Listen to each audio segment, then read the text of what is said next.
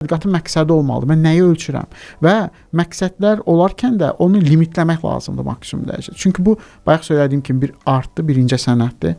Yəni siz milyonlarla data toplaya bilərsiniz, sonra bilmərsiniz ki, onu necə qruplaşdırasınız və yaxud da ki, qruplaşdırarkən çoxlu xətalar verə bilərsiniz.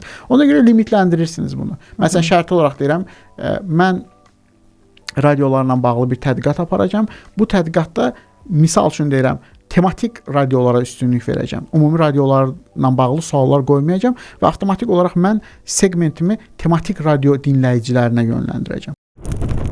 Salam, hər vaxtınız xeyir olsun əziz Planet FM dinləyiciləri. Siz Azərbaycanın ilk elmi maarifləndirici radiosunu eşidirsiniz. Sizinlə mənəm Nigar. Bu andan etibarən zaman maşınında səyahətimiz başlayır. Və bugün çox maraqlı bir mövzuda söhbət edəcəyik sizinlə. Nəyə görə? Bu mövzu çünki həm insan psixologiyasına aid olan məsələlərə əhatə edəcək, həm iqtisadiyyata, həm də bizim davranışımıza, qərarlarımızı necə veririk, nə təsir göstərir bizim qərar verməmizə. Biraz insan psixologiyasına daha çox bağlı olan mövzudur və bu mövzu ətrafında söhbət etmək üçün Sosial Tədqiqatlar Mərkəzinə departament müdiri olan Seymur bəy Əliyevi efrimizə dəvət etmişik. Seymur bəy, xoş gəlmisiniz. Təşəkkür edirəm ki, dəvətimizi qəbul etdiniz və gəldiniz. Xoş gördük, minnətdaram dəvətin üçün. Seymur bəy, hansı bir sorğu deyəndə və tədqiqat deyəndə mənim ağlıma ilk növbədə gələn məşhur bir yazıçı var, Amerikalı Gillian Flynn. Onun əsəri var. İngilis dilində əsərin adı Gone Girl-dur. Yəni bizim dilimizdə itkin qız. Bunun əsasında filmdə çəkilib, Ben Affleck orada başrolu ifa edir. Kitabı da var, bestsellerdir və orada əsas qəhrəman olan qadın, həm də antagonist olan qəhrəman həm özü sosial yəni sorğular tərtib edir. Həm yazıcıdır və o qədər, yəni filmə də baxanlar, kitabda oxuyanlar bilirlər ki, o qədər manipulyasiyaya meylli bir insandır ki. Və mənə maraqlıdır. Bu sorğular nəyə əsasən tərtib olunur? Niyə tərtib olunur? Əsas məqsədi nədir və psixologiya burada nə dərəcədə açar rol oynayır? Təşəkkür edirəm. Çox maraqlı bir sual üzərindən başlayırıq. Əslində sorğuların keçirilməsi müəyyən məsələlərlə bağlı dataların toplanmasını deməkdir. Ən belə deyək, sadə dildə ifadə etsək və bu haqlı olaraq qeyd edirsiniz ki, bu psixologiyanın, əsasən psixologiyada başlayıb bu məsələlər, amma daha sonra digər multidisiplinar sahələrdə də tətbiq edilməyə başlayıb. Sorğuların keçirilməsi ilə bağlı bu əslində tədqiqat metodları, kəmiyyət və keyfiyyət metodlarının alətlərindən biridir sorğuların keçirilməsi. Birinci növbədə qeyd edim ki, sorğu fenomeninin özü müəyyən məsələlərlə bağlı dataların toplanmasıdır. Yəni siz çox belə deyək, istinad etdiyiniz mənbədə də qeyd etdiniz ki, çox manipulyasiyalara yol verilir və insanlar müxtəlif məsələlərlə bağlı qərarlar verərkən toplumun ümumi o mainstream xəttini subyektiv olaraq dəyərləndirir və subyektiv olaraq dəyərləndirmə də manipulyasiyalara açıqlıq yaradır. Ancaq sorğular isə biz akademik olaraq göstərə bilirik ki, bununla bağlı toplumun orta statistik azərbaycanlının hansısa bir profil kontekstinə də baxa bilərik də. Deyək ki, hansısa bir gənc xanımların filan məsələyə münasibəti necədir və bu ölkə üzrə necədir görə bilirik bunu. Yəni bu əslində manipulyasiyaların qarşısının alınması üçün olan bir alətdir. Amma dolayı yolla bunun özü də manipulyasiyalar üçün kifayət qədər ciddi bir belə deyək, arsenal yaradır. Yəni biz bu dataları milyon belə deyək, kombinasiyada təhlil edə bilərik və fərqli-fərqli interpretasiyalar çıxara bilərik. Nəyin əsasında tərtib edilir sualına gəldikdə isə bu çox vacib bir məsələdir. Əslində bizim öyrənmək istədiyimiz məsələlərlə bağlı tədqiqatçının və yaxud da ki, bu sorğunu tərtib edənin, sorğunu keçirənin, burada da əslində prosesin özündə də bir çox steplər var əslində. Məsələ ilə bağlı çox ciddi bir background olmalıdır. Yəni çox ciddi bir məlumatlıq olmalıdır öyrənəcəyi problemlə bağlı. Burada da fərqli metodlar yenə tətbiq edilə bilər akademik olaraq və bunun əsasında, hipotezlərin əsasında da tərtib. Məsələn, genel olaraq biz baxsaq, hipotezlərin üzərində qurulur. Tutaq ki, şərti olaraq deyirəm, biz deyirik ki, məktəbli çantalarının ağırlığı ilə bağlı cəmiyyəti narahat edən müxtəlif məsələlər var. Biz istəyirik ki, onunla bağlı bir fikir səsləndirək. Yeri gəlmişkən bunu həm siyasət qərar vericiləri bu datalardan istifadə edə bilər, həm media bu datalardan istifadə edə bilər, həm tədqiqatçılar istifadə edə bilər, həm biznes dünyası istifadə edə bilər. Yəni, bu data hər kəs üçün vacib bir məsələdir. Burada koqnitiv qərəzləri, yəni davranış qərəzlərini minimizə etmək üçün tutaq ki, biz hipotez qoya bilərik ki, deyək ki, şərti olaraq deyirəm də, 7-ci sinifə qədər olan qız uşaqları, şagirdlər, məktəbli tələbələri, məktəbli şagirdləri və çəkisi də 50 kiloqramdan aşağı olanlar üçün bu ağırlıq təşkil edir. Belə bir hipotez qoyuruq. Sonra biz bəlli suallar hazırlayırıq. O suallar çərçivəsində o kəsimindən datanı toplayandan sonra qərar verə bilirik ki, doğrudanmı bu belədir? Yəni hipotezimiz öz təsdiqini tapırmı, tapmırmı? Mən çox bəsit bir şey dedim. Bunu məsəl üçün deyək ki, nazirlik öz siyasət qərar verməsində istifadə edə bilər. Biznes dünyası bunu öyrənə bilər ki, biz necə məktəbli ləvazimatları hazırlaya bilərik ki, o çəki yüksək olmasın, sırf o segmentə xitab etsin. O şagirdlər üçün daha yüngül çantalar istehsal edə bilərik. Media bunu işıqlandıra bilər, bu problemi qabarda bilər. Tədqiqatçılar isə bunun o uşaqların gələcək fəaliyyətlərinə, sağlamlıqlarına və digər aspektlərə təsirini öyrənə bilərlər deyə düşünürəm. Bir sözlə bir neçə sahə bu sorğunun nəticəsindən, real nəticəsindən yararlanıb öz sahəsi üzrə təkmilləşə bilər. Yəni sorğuların əsas məqsədi mən belə başa düşdüm ki, hər hansı bir işin keyfiyyətinin artırılmasıdır. Bəli. Azaldılması yox, məhz artırılmasıdır. Bəli. Nə düz deyil ki, onu düz etməyə çalışmaq lazımdır və bu sorğular vasitəsilə aşkarlanır bunlar. Bəli. Əslində sorğular problemlərin təsbit edilməsi üçün inputların toplanması, yəni mövzu ilə bağlı dataların toplanmasıdır. Tutaq ki, məsələn, şərti olaraq deyirəm də, sizin FM bir fəaliyyət göstərir. Siz fəaliyyətinizi təkmilləşdirmək istəyirsiniz. Biri var ki, bu FM-i idarə edəcək menecerlər və yaxud da ki, burada işləyən işçilər öz qərarları verir ki, bunları təkmilləşdirək. Biri də var ki, siz data toplayırsınız ki, bizim izləyicilər var və bizi izləməyənlər var. Şərti olaraq deyirəm, dinləyənlər var, dinləməyənlər var. Dinləyənlər üçün prioritetlər nələrdir və niyə görə bizi dinləyirlər? Orada mövcud situasiyamızı təkmilləşdirmək üçün addımlar atacağıq, qərarlar verəcəyik. Dinləməyənlər niyə dinləmirlər və onlar dinləmələri üçün nələr lazım ola bilərdi onlara? Onları öyrəndikdən sonra siz deyək ki, yayım siyasətinizə yenidən baxa bilərsiniz, onu daha da optimizasiya edə bilərsiniz. Mən sizə deyim ki, Seymur bəy, siz çox həssas və vacib bir mövzuya toxundunuz. Nəyə görə? Çünki medianın reytinq adlandırırlar da bunu müəyyənləşdirilməsi üçün bizdə çox alətlər o qədər də təkmil deyil. Nə mənadadır? Məsələn, televiziya kanallarının reytinqini müəyyənləşdirmək üçün bilirsiniz də, müəyyən insanlar seçilir cəmiyyətdən və onların məhz televizorlarına, qurğuya xüsusi əlavə avadanlıq yerləşdirilir. Bəli. Həmən əlavə avadanlığın köməyi ilə insanın televizorun kanallarını dəyişmək ardıcıllığı müəyyənləşdirilir və məsələn, bilinir ki, filan kanalda o filan qədər vaxt keçirdi, deməli buna daha çox baxır. Filan kanalı isə dərhal çevirdi, deməli buna daha az baxır. Amma radioda bunu müəyyənləşdirmək həddindən artıq çətindir.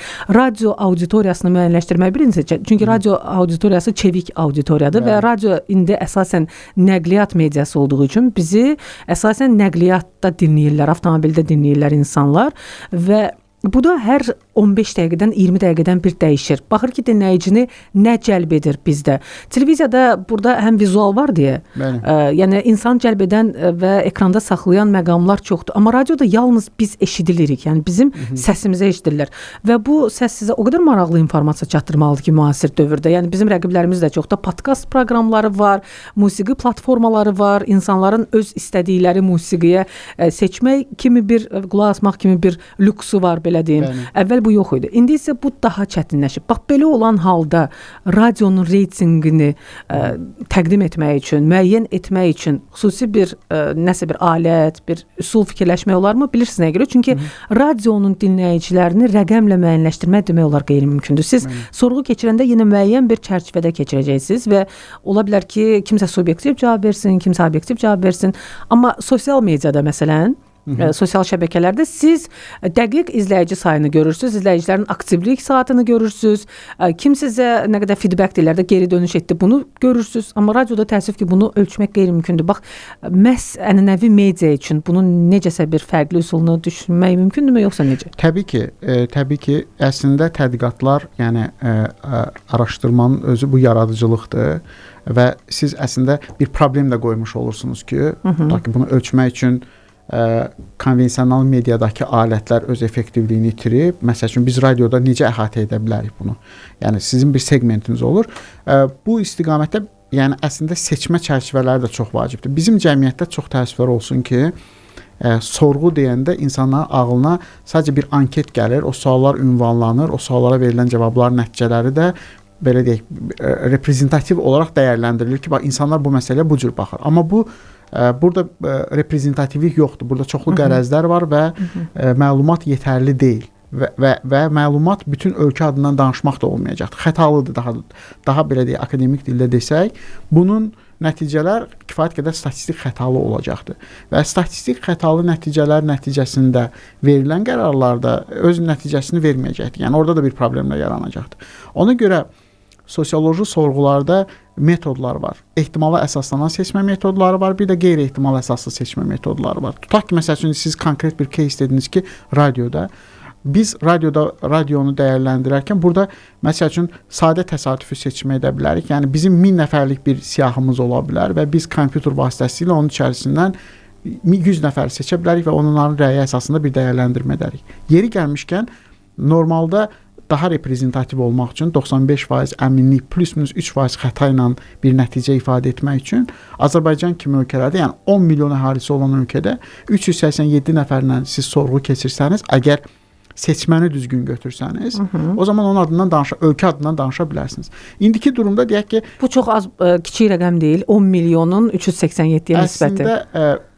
bu neçə faizdədir? Bu bilirsiniz seçmədən çox şey vacibdir. Yəni siz necə seçəcəksiniz onu? Məsəl üçün deyək ki, klaster üzrə bir seçmə etmək istəyirsinizsə, məsəl üçün klaster seçməsində budur ki, bütün ölkə adından danışmaq üçün siz ölkədə sorğu aparmaq üçün bir neçə region götürürsünüz. İqtisadi rayon götürürsünüz, inzibati rayon götürürsünüz, qəsəbə götürürsünüz, şəhər götürürsünüz. Bu artıq sizin tədqiqatınızdan asılıdır. Şərti olaraq deyirəm, tutaq ki, məsəl üçün sizin qoyduğunuz кейsdə biz deyirik ki, gəlin avtomobil sürücülərini belə deyək, bir klasterimiz olacaq avtomobil sürücüləri. Çünki bunlar dinləyirlər. İkinci bir klasterimiz olacaq statik yerlər. Tutaq ki, misal üçün deyirəm də radionu izləyən yerlər, bərbərxanalar falanlar ki, orada daim o işdə bir yerdə bir bəli, fon kimi radio səslənir. Bunları siz müəyyənləşdirməlisiniz və yaxud da ki, bu o demək deyil ki, orada olacaqdır. Tutaq ki, siz qapalı yerlərdə bu varmı? Yəni bu bəlkə də yoxdur. Orada sorğu keçirirsiniz ki, bu olsa necə olardı? Bunu istəyərdinizmi, istəməzdinizmi? İstəsəniz nələr bunu push edə bilər, istəmədiyiniz nələr pull edir? Bunları öyrənə bilərsiniz. Baxın, burada metod çox vacibdir. O ki qaldı siz qeyd etdiniz 10 milyonu 387 nəfər az deyilmi? Əslində bu sadəcə olaraq 95% əminliklə bu statistik bir düstur nəticəsində hesablanan bir şeydir. Məsəl üçün 10 milyondan yuxarı 15 milyon adamla siz 1000 nəfərlə də keçirsəniz, aşağı-yuxarı eyni nəticəni alacaqsınız. Bu 387 nəfər, məsələn bizim mərkəzdə aparılan tədqiqatlar var ki, orada 1057 nəfərlə də keçiririk. Orada artıq biz istəyirik ki, hər rayon adından danışaq. Yəni şərti olaraq deyirəm də 50 yaşlı insanlar və 50 yaş üstü insanlar hər birindən 387 nəfər seçmə edirik ki, biz 50 yaşlıların adından da deyək ki, bunların mövqeyi budur. 50 yaş üzərində olanların adından da reprezentativ bir məlumat verək. Amma biz onun içərisindən ümumilikdə 387 seçiriksə, biz orada 50 yaş cavab verənləri deyə bilmərik ki, Azərbaycanda 50 yaşa qədər insanların radio dinləməyə münasibəti budur.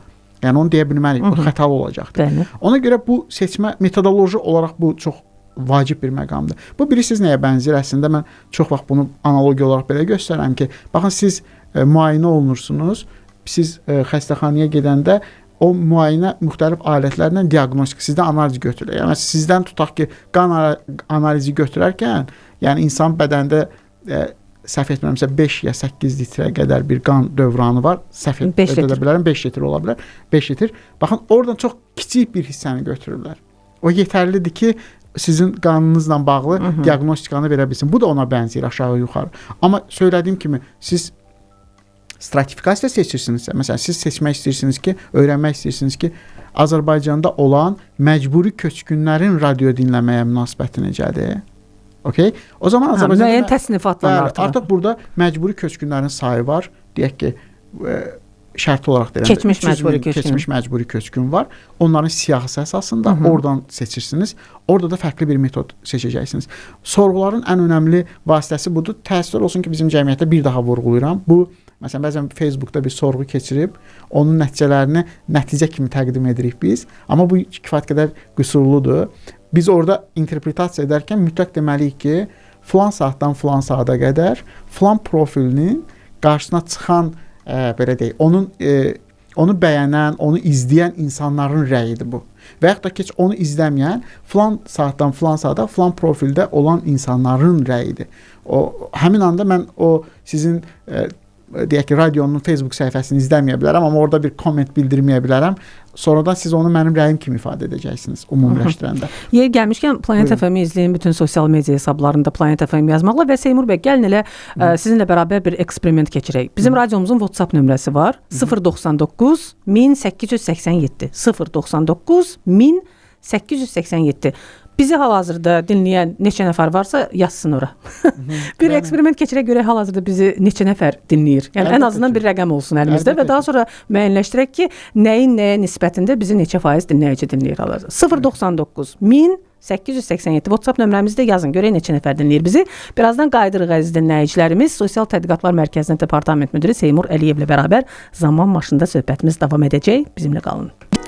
Əziz dinləyicilərimiz, Sosial Tədqiqatlar Mərkəzində Departament müdiri Seymur Əliyevlə bərabər söhbətimiz davam edir. Biz bugün sosial sorğuların insanların davranışına necə təsir göstərməsindən və ümumiyyətlə bu sorğuların hansı məqsədlə keçirilməsindən danışırıq. Biraz əvvəl bir eksperiment etdik sizinlə.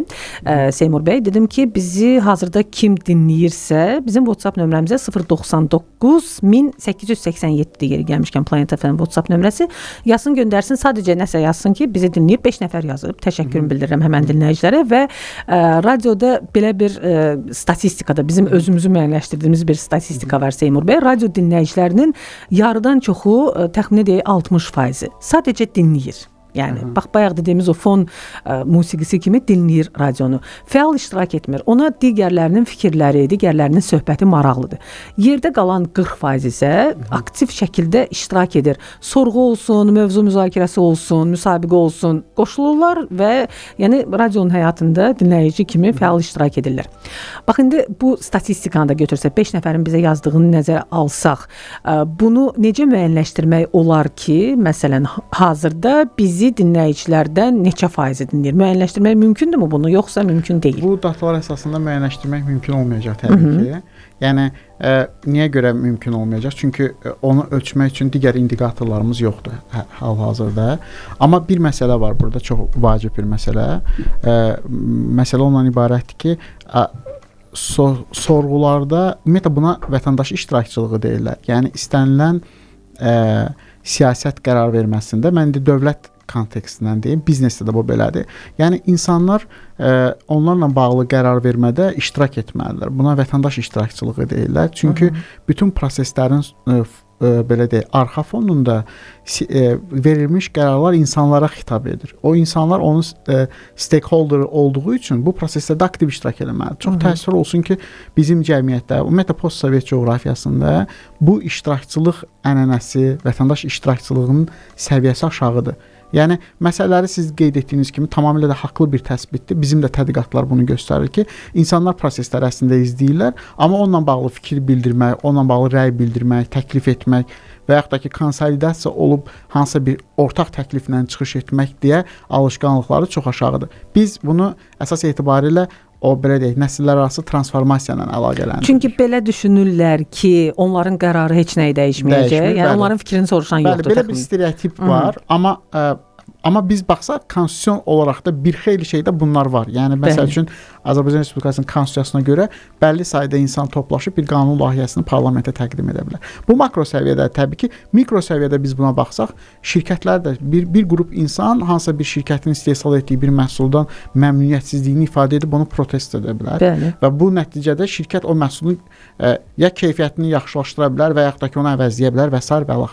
Bunlar yoxdur Azərbaycanda, çox təəssüf olsun ki, baxın sizin nümunənizdəki belə deyək, fakt onu göstərir ki, yəni insanlar bu proseslərdə o qədər də aktiv deyillər. Bunu şərtləndirən çoxlu faktorlar ola bilər deyə düşünürəm və zaten də var. Bunun üçün də medianın, idarə edicilərin əsas missiyası ondan ibarət olmalıdır ki, bu vətəndaş iştirakçılığını belə deyək, artırsınlar.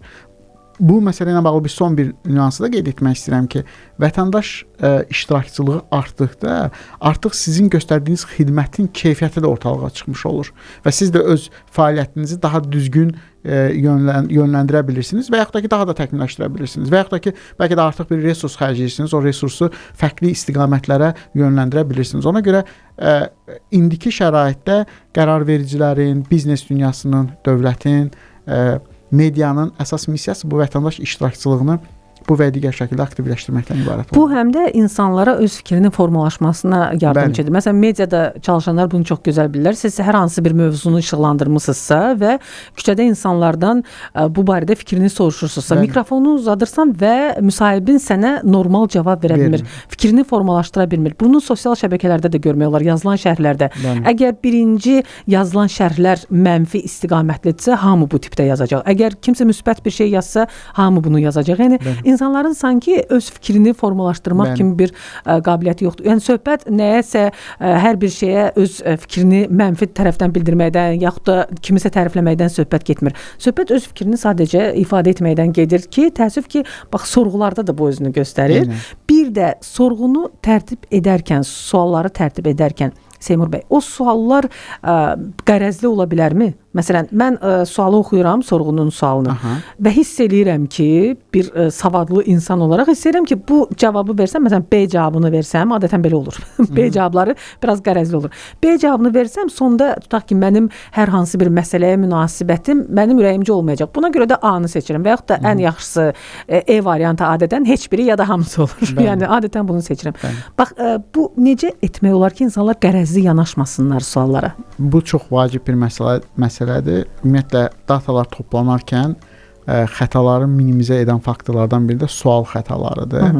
Yəni, sual xətalarından birincisi budur ki, yönləndirici suallar ola bilər. Yəni, siz bir sorğu keçirirsiniz, o sorğuda insanları yönləndirirsiniz. Məsəl üçün, şərti olaraq deyirəm də, biz radio istifadəçilərlə bağlı bir sorğu keçiririk. Orada deyirik ki, məsəl üçün, hansı radio, bir qrup radio siyahısı veririk, X, Y, Z və Planet FM-i də veririk ki, bu 5 radiodan hansını dinləyirsiniz? Məsələn, Avto FM və Planet FM. Tamam, burada Avto FM və Planet FM, amma burada biz sual da qoymuşuq ki, yəni ekoloji vəziyyətlə bağlı filanlar, artıq biz ora link etmiş oluruq. Yəni respondentin özünü, yəni sorğuda iştirak edən tərəfi yönləndiririk ki, bu ekoloji aspektlər filanlar varsa Planet FM-i seçmə ehtimalı belə deyək, şüuraltı olaraq ona daha çox yönlənəcəkdir. Ona görə bu çox xəta yaradır. Yəni bu nəticələrin xətalı olmasına gətirib çıxarır. Birinci növbədə siz qeyd etdiniz ki, necə etmək olar ki, bunları minimizə edək? Birinci növbədə suallar çox aydın olmalıdır və orada yönləndirmə olmamalıdır. Yəni siz respondenti özünüz yönləndirirsinizsə, aldığınız cavab da o olacaqdır. Yəni orada ona görə nə edirlər? Yəni tutaq ki, sual növləri var. Bəzi sual növləri var ki, bu qapalı suallardır. Tutaq ki, biz orada 3 seçənək qoyuruq. Yəni tutaq ki, məsəl üçün Planet FM-i dinləməkdən nə qədər məmnunsunuz? Orada ya heç məmnun deyiləm, müəyyən qədər məmnun deyiləm, müəyyən qədər məmnunam, çox məmnunam deyə 4 variant qoyuruq. Bu qapalıdır. Və bu respondent bunlardan birini seçir. Şkala var burada. Bəzilərində açıq sual qoyuruq. Məsələn, biz yazırıq ki, məmnunsansa, niyə görə məmnunsan? Yazır ki, məmnunam çünki çox maraqlı proqramları var, məmnunam çünki verdikləri informasiya çox doğrudur, məmnun deyiləm, tutaq ki, informasiyaları o qədər də doğru olmur və yaxud da ki, məmnun deyiləm, verdikləri informasiyalar köhnə informasiyadır və bir dənə ora qoyuruq digər. Yəni digər qoyanda artıq biz respondenti yönləndirmirik. O özü seçə bilər ki, niyə görə məmnundur və ya niyə görə məmnun deyil. Orada o biz sual xətasını minimizə etmiş oluruq və bir də ümumiyyətlə bu da əslində tədqiqatçılar üçün çətinlik yaradır, amma bu ən optimalıdır. Biz sual qoyuruq ki, Planet FM-i dinləməkdən məmnunsunuz yoxsa deyilsiniz? Məmnunsunuzsa niyə, deyilsinizsə niyə? Orada artıq o yazır ki, məmnunam filan şeyə görə, məmnun deyiləm filan şeyə görə. Sonradan biz onu kodlaşdırıb bir data çıxarırıq, kateqoriyalaşdırıb data çıxarırıq. Bu da ən optimaldır. Bu, yenə deyirəm də, təyinata uyğun dəyişə bilir. Birinci məsələ budur. İkinci məsələ, çox da yaxşı bir anket tərtib oluna bilər. Çünki normalda anketi tədqiqatçılar tərtib edir və yaxud da ki, sahə mütəxəssisləri tərtib edir. Məsələn, siz özünüz də tərtib edə bilərsiniz bunu. Çünki radio menecmentindən, o prosesdən xalidar insanlarsınız. Amma bunu sorğunu keçirənlər var, intervyerlər var. Yəni sorğunu keçirən mütəxəssis deyil, o sadəcə intervyu edir. Onlar da sualı verərkən yönləndirə bilərlər. Yəni sualı anketdən oxuyarkən sizi yönləndirə bilərlər. Orada emosional yönləndirmə ola bilər, sizin cavabınıza təsir göstərə bilərlər ki, hə onda sən bunu demək istəyirsən falan deməklə o anketdən gələn datalarda xəta payını çox artırmış ola bilərlər və yaxud da ki, çox mürəkkəb və texniki dil ola bilər, jargon ola bilər. Baxın, ən önəmli məsələlərdən biri, siz bir insana sual verirsiniz, o radio FM ilə bağlı, radio ilə bağlı çox texniki bir sual vermisiniz. Bu sizin gündəlik həyatınızın içindədir deyə sizin üçün bir problem deyil. Amma o insan onu başa düşmədən nəsə bir cavab verir. Və sizə də onu belə deyək də şərti olaraq deyirəm, kompleksindən sizdən soruşmur, dəqiqləşdirmir. Ona görə baxın, bunlar belə deyək, bu negativ konstruksiyaları minimizə etmək lazımdır ki, datalar çox önəmli olsun. Biz 3 önəmli şey saydıq. 1, sorğu anketi çox net olmalıdır ki, sual xətası az olsun. 2, respondentlərin prosesə daha doğrusu intervyulərin prosesdən halidar olmalı. Bunun üçün də çox ciddi təlimlər verilməlidir. Onları çox ciddi test, pilotlar olur. Məsələn, bizim mərkəz bir tədqiqat etmədən öncə o anketi pilot testlərdən keçirir ki, harda xəta var, harda problem olur və nəhayət bir məsələ də var ki, bu çox vacibdir. İnsanlar qeyri-səmimi ola bilirlər. Sizin qeyd etdiyiniz məsələ. Məsəl üçün, insan ekoloji məsələlər o qədər biganə insandır, amma indi sorğu keçirilir deyə özünü bu həssas insan kimi göstərmək istəyir. Amma normalda bu biganə insandır. Onu da ölçmək üçün sorğuda belə deyək də təsdiqləyici suallar qoyulur, gizli suallar qoyulur ki, orada məsəl üçün sual verilir ki, siz ekoloji vəziyyətin qorunmasından nə qədər nə qədər maraqlısınız, o deyək ki, çox vacib. Nə qədər vacibdir ümumiyyətlə təbiəti qorumaq, o deyəcək çox vacibdir. Sonra siz 7-ci sualda bir sual verirsiniz ki, bugünə qədər təbiəti qorumaq üçün hansısa bir ianə ödəmisinizmi, hansısa bir QHT-yə, fonda falana? O deyir, xeyr. O məlumatlısınızmı belə bir şeylərdən, qurumlardan? O deyir, bəli, ödəmisinizmi? Xeyr. Bu artıq onu göstərir ki, o qədər də maraqlı deyil. Baxın, o toplanan datalar bu belə deyək, qarşılıqlı suallarla da inteqrə olunub yoxlanılır ki, daha düzgün bir nəticə çıxsın ki, o nəticə düzgün interpretasiya olsun. Bu da çox vacib bir məsələdir. Çox yaxşı bir anket ola bilər, çox yaxşı bir data ola bilər, amma interpretasiya qüsurludur. Yəni tədqiqatçı onu çox ümumi interpretasiya edib, onun implementasiyasında problem var, tətbiqində problem var. Çünki siz də məsəl üçün idarə edici kimi siz bizə sifariş vermisiniz, biz sizin radio ilə bağlı sorğu nəticələrini sizə təqdim edirik. Siz oxuduğunuz deskripsiyanı əsasında bir qərar verirsiniz. Amma biz yaxşı interpretasiya etmədiyimiz üçün, deskripsiya etmədiyimiz üçün siz də implementasiyada bir şeylər edirsiniz, amma nəticə ala bilmirsiniz. Bəli. Yəni istədiyimiz nəticəni ala bilmirsiniz. İstədiyiniz nəticəni. Çünki bunlar bir-birindən çox bağlı və həssas bir məsələdir. Ümumiyyətlə bu tədqiqat məsələsi, yəni sorğular əsasında. Bu da tək sorğu deyil. Yeri gəlmişkən yəni biz ən konvensional alətdən danışırıq hal-hazırda. Amma bu ən çox tətbiq olunan alətdir, ən etibarlı alətdir. Amma bugünkü dünyada fərqli metodlar da var. Məsələn, sentiment analizlər aparılır, sosial mediadakı data toplanır, o data kodlaşdırılır maşın öyrənməklə. Oradan da biz nəticələr çıxara bilirik. Və yaxud da ki, məsələn, şəhərdəki kameralardan oradakı insanların belə deyək, çəkilir. O dataların özü də təhlillərdə, tədqiqatlarda istifadə olunur ki, insanlar nə qədər xoşbəxtdir. Məsəl üçün, günün hansı saatı xoşbəxtlik var, hansı yaş qruplarında, deyək ki, sadəcə mimiklərindən dolayı bunlar ölçülə bilər. Yəni, bu alətlər də həddən artıq çoxalır. Çünki biz inanılmaz dərəcədə çox data veririk əslində. Əslində, çox inanılmaz dərəcədə data veririk. Məsəl üçün, siz tutaq ki, öz FM-inizin playlistini hazırlayırsınız. Bu izləyicilər, bu ölkədə hansı tip musiqiləri daha çox dinlənilir datasını verir. Siz gündəlik olaraq bunu dəyişdir. Biz tendensiyanı görə bilərik ki, 10 il ərzində hansı zövqdən hansı zövqə keçiblər və şərti olaraq deyirəm, hansı generasiya hansı dəyişikliklərə uğrayıb. Və bunu sosial mediada da rəy bildirərək, adi like edərək, dislike edərək də bir xeyli data vermiş olur. Əslində Seymur bəy, düşünürəm ki, indi biraz asanlaşıb bu tədqiqat işi ilə məşğul olan insanların işi. Məsələn, sosial mediadan misal göstərdiniz. İstənilən insan düşünürəm ki, sosial media profilinə baxaraq, o nəyi bəyənib, nəyi özündə saxlayıb, yaddaşda qoruyub, ona baxanda artıq insanın ümumi xarakteri, yəni nə ilə maraqlanır, bu insan ümumiyyətlə nə ilə nəfəs alır, belə bir ifadə var da. Onu müəyyənləşdirmək çox asandır.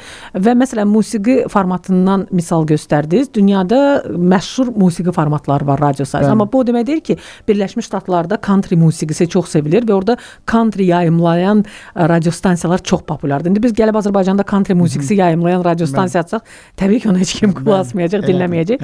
Çünki Azərbaycanda country musiqisinə, məhz Birləşmiş Ştatların country musiqisinə maraq çox azdır. Belə deyim. Amma biz milli musiqi yayımlayan, milli populyar musiqi yayımlayan radio formatıyıqsa, məsələn Planet FM belədir. Bizi dinləyənlərin say nisbəti digərlərinə nisbətən daha çox olma ehtimalı yüksəkdir. Bax bunu bu məqamların hamısını nəzərə almaq lazımdır. Təbii ki, bir mənalı şəkildə, yəni bütövlükdə baxın qeyd etdiyiniz məqamı da götürsək, əslində bəzən burada iqtisadiyyatda belə bir şey var da, tələb yönümlü bir menecment edirsiniz, təklif yönümlü də edə bilərsiniz. Yəni bəzən elə ola bilər ki, siz özünüz tələb yaradırsınız. Yəni tutaq ki, o musiqi Azərbaycanda o qədər də populyar deyil, amma sizin strategiyanız onun populyarlaşdırılması üzərində qurulub. Baxın, burada menecmentdə çox önəmlidir də. Yəni bu da data əsas. Buna əslində mən daha çox belə deyək, bürokratiyada olduğum üçün bu nümunələrin çoxsunu dövlət idarəçiliyindən verirəm. Amma bu biznesdə bunun bir xeyli, yəni dövlət idarəçiliyindən qat-qat çoxdur biznesdə. Təəssüf ki, Azərbaycan biznes dünyasında bu belə deyil. Baxın, bu məsələ data əsaslı idarəçilikdir, data əsaslı menecmentdir. Yəni siz hər şeyi yaxşı edə bilərsiniz, amma onu ölçməlisiniz də. O Churchill məşhur bir söz var. Ölçməzsən, idarə edə bilmərsən də. Yəni siz ölçməsəniz nəticələri, onu idarə etmək mümkün olmayacaqdır təbii ki. Amma söylədiyim kimi bu da bir şey olmamalıdır ki, əslində ki, məsələn tələb yoxdur. O tələbi yaratmaq da ola bilər. Yəni onu trendə gətirmək də ola bilər. Zaten bütün bunlar, yəni ona yaxın musiqilər nədir, ora keçid necə olacaqdır? Bu da sizin belə deyək, sizdə olan data əsasında buna keçid etmək mümkündür. Təqdimatdan asılı. Çox kiçik bir fasiləmiz var, daha sonra qayıdırıq və süni intellekt dünyasında bütün bu işlər necə həyata keçirilir, o barədə danışacağıq. Əziz dinləyicilərimiz, Seymur Əliyev həmsöhbətimdə Sosial Tədqiqatlar Mərkəzinin departament müdiridir və Seymur bəy, mənə maraqlıdır ki, insanlar sorğularda iştirak edərkən daha çox məntiqi qərarlar verirlər, yoxsa emosional qərarlar verirlər? Çox gözəl sualdır. Əslində daha çox emosional qərarlar verirlər. Bu da toplumlara görə dəyişir əslində. Çünki burada qərəzlər məsələsi var, baislər var, davranış qərəzləri var.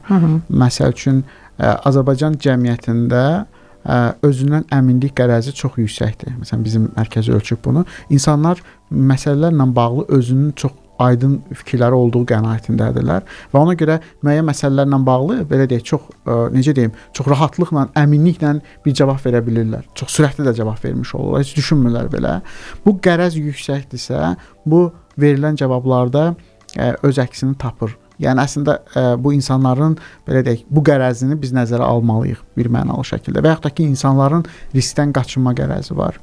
Yəni insanlar hansısa deyək ki, siyasi məsələlərə, toplumsal məsələlərlə bağlı münasibət bildirərkən, orada şərti olaraq bu riskdən qaçınma qərəzi intuitiv olaraq onda olur və o risk etmir və o suallara deyir ki, mən bu suala cavab vermək istəmirəm və yaxud da ki, bu barədə bir fikrim yoxdur, cavab verməkdə çətinlik çəkirəm, bu variantları da seçə bilir. Əslində bunlar data olaraq özü-özlüyündə bu da bir datadır əslində. Bu da bir datadır ki, deyək ki, misal üçün deyirəm də, cəmiyyət bu məsələlərdə, məsələn, siyasi məsələlərdə çox apolitik bir cəmiyyətdir.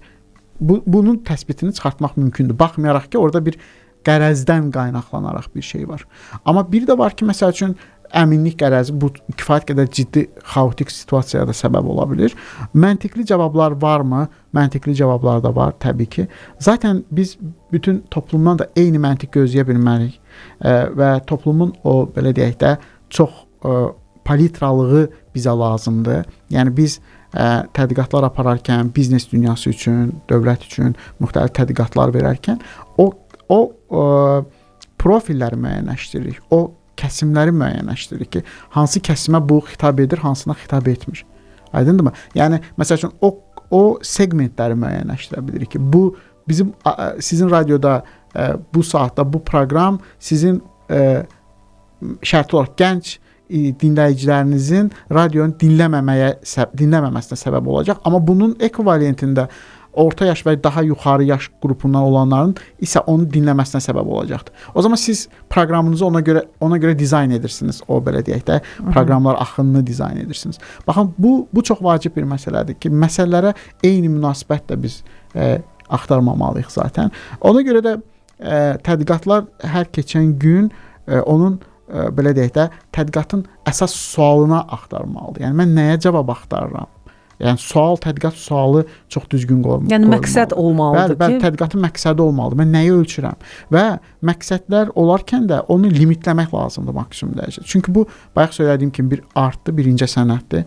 Yəni siz milyonlarla data toplaya bilərsiniz, sonra bilmərsiniz ki, onu necə qruplaşdırasınız və yaxud da ki, qruplaşdırarkən çoxlu xətalar verə bilərsiniz. Ona görə limitləndirirsiniz bunu. Məsələn, şərti olaraq deyirəm, mən radiolarla bağlı bir tədqiqat aparacağam. Bu tədqiqatda, misal üçün deyirəm, tematik radiolara üstünlük verəcəm. Ümumi radiolarla bağlı suallar qoymayacağam və avtomatik olaraq mən segmentimi tematik radio dinləyicilərinə yönləndirəcəm. Halbuki bayaq siz dediyiniz kimi, tutaq ki, mənim dinləyicim ola bilər ki, o tematik onun maraqlı deyil, sadəcə musiqi dinləmək üçün bunu izləyir. Ona görə baxın, bunlar çox vacib məsələdir, limitləndirmə məsələsi. Və yaxud da hansı yaş aralığı da var? 25-30 yaş aralığı, 35-dən daha çox. Yaşa görə qoya bilərsiniz, genderə görə qoya bilərsiniz, rifahına görə qoya bilərsiniz, tutaq ki, məşğuliyyətinə görə qoya bilərsiniz bunu.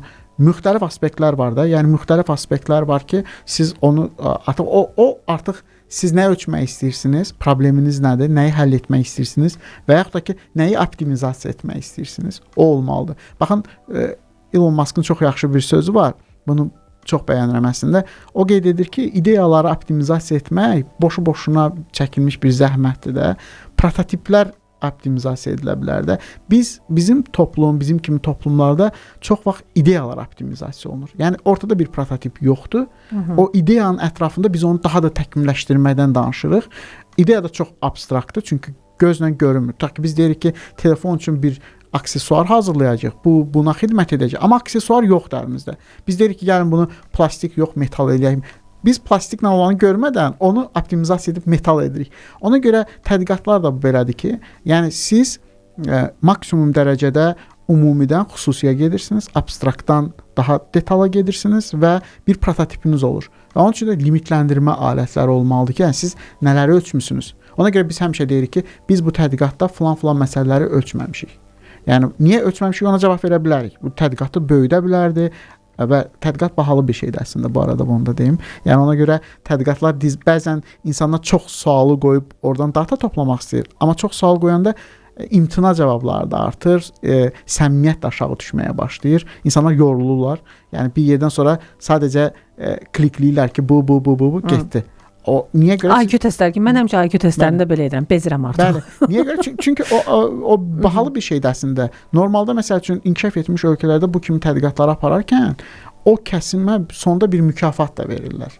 Yəni məsəl üçün ona görə o maraqlı olur onda. Məsələn $10 bu anketdə iştirak et deyə müraciət edilir. Amma məsələn biz isə onu necə deyirik? Biz deyirik ki, baxın, bu da çox bir paradoksdur. Biz əslində o həm yönləndirmədir.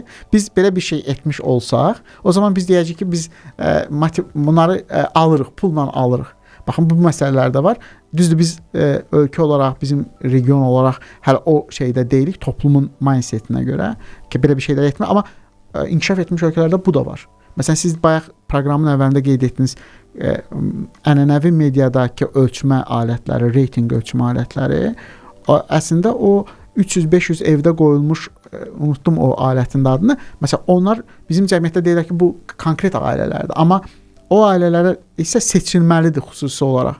Bizdə ictimai müzakirə həmişə o gedir. Müəyyən meyarlara görə seçilməlidir. Müəyyən meyarlara və o necə əhatələnib, onun metodologiyası olmalıdır. Yeri gəlmişkən tədqiqatların ən önəmli məsələsi, yəni professional bir adam tədqiqat nəticələrinə baxmadan öncə onun metodologiyasına baxır ki, bu hansı metodlara istinad edib, yəni prosesi necə dizayn edib. Sonradan o nəticələrə baxmağa belə deyək, keçid edir. Amma hər olan bir şey dərhal oxuyub onun düzgün olduğunu qənaətinə gəlmir. Süni intellektin tərtib etdiyi sorğuya nə dərəcədə etibar etmək olar? Birinci onu deyim ki, süni intellekt belə deyək, platformalarının böyük bir əksəriyyəti, məsələn, indi Azərbaycanda daha çox ChatGPT-dir, ChatGPT-nin qurucusu Altman özü qeyd edir ki, mən özüm belə buna çox da etibar etmirəm.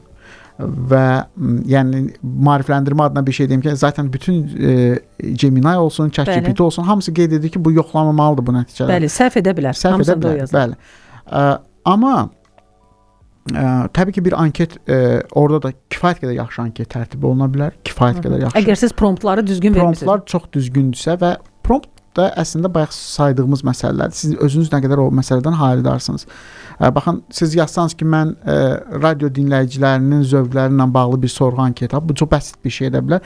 Amma siz öz o promptu daha konseptuallaşdırılmış şəkildə versəniz daha yaxşı ola bilər. Amma burada bir məsələni də vurğulayım.